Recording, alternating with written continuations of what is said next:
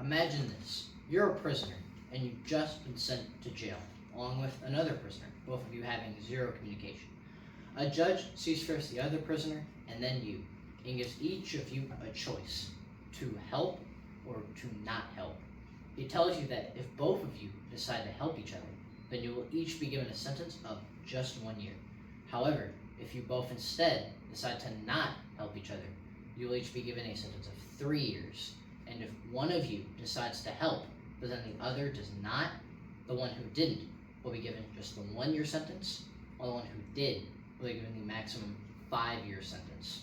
You think about the odds and run the scenarios in your head and come to a conclusion, the same conclusion that Merrill Flood and Melvin Drescher came to in the year 1950.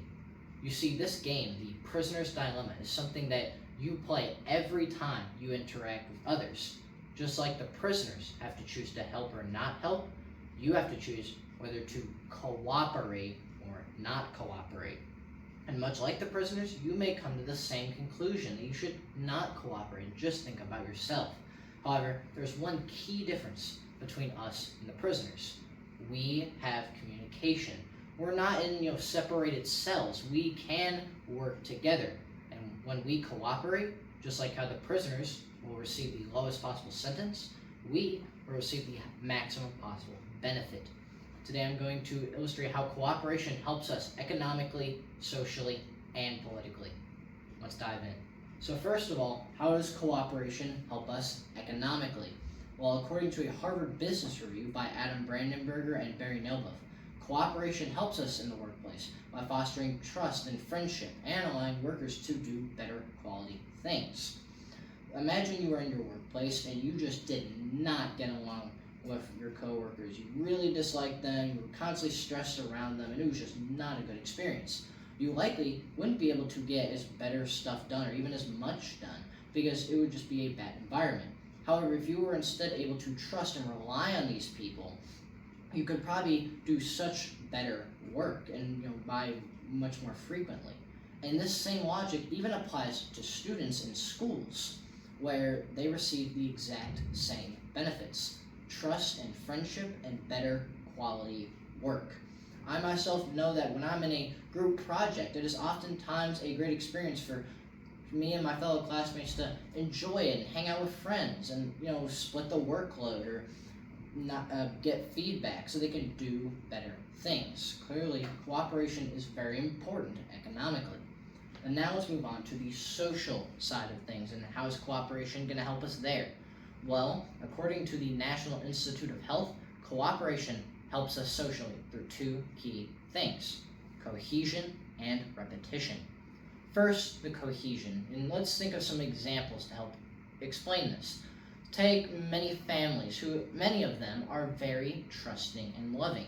How do you think all of these various families are able to just be so close-knit? It's because they are constantly interacting with each other, being around each other, and cooperating. And it works for them, as many of these families, like I said, are just so loving. This also applies to religious organizations who commonly, whether it is to build infrastructure or collect money, get together as a collective to perform these deeds, and they can often achieve wonderful outcomes.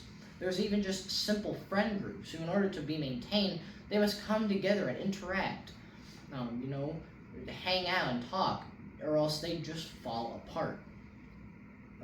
Now, there's also the second aspect, which is repetition, because this cohesion and these immense benefits will foster more and more of the cooperation happening, more and more benefits, rinse and repeat, all of these benefits over and over and over again.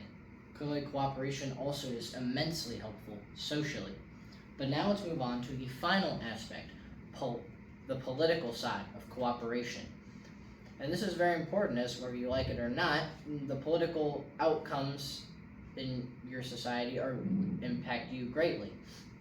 According to an article by Morris Obstfeld, Vider Gasper, and Sean Hagen, in an article titled "Steering the World Towards More Cooperation, Not Less," cooperation can and already has helped countries steer the world towards more peace and prosperity.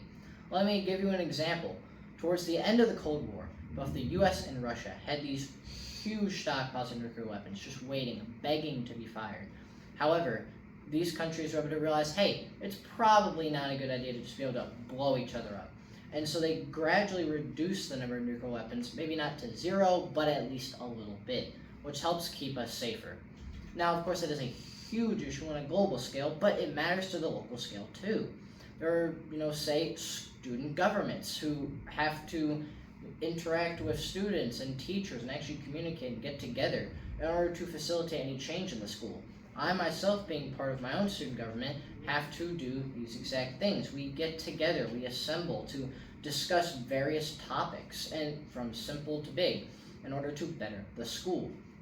And you may be thinking, that's all well and good. Sure, people should cooperate politically, but what does it matter to me? I'm not part of the student government, or I'm not a leader of a country. Why does it matter to me? Well, it matters to you too, because it is your duty to go out and tell these political leaders to cooperate, because if they do, you directly receive the immense benefits of it. So I truly hope you understand now why cooperation is so important. It helps us economically by fostering trust and friendship in the workplace, allowing these workers, and also even students, to do better quality work. It also helps us with the social aspects by cooperation allowing for cohesion and repetition. And finally, it helps us politically by allowing political leaders to usher in more peace and prosperity and make better decisions for us. And also, we should encourage our political leaders to cooperate so we can receive these exact benefits. This may seem obvious to some of you, but the truth is that many people just brush this fact off. Just like the prisoners, they do not cooperate. But you have heard the benefits firsthand. You have seen how cooperation can help us in so many ways. And I truly hope you go out there and choose to cooperate. Cooperation is the way forward. Thank you.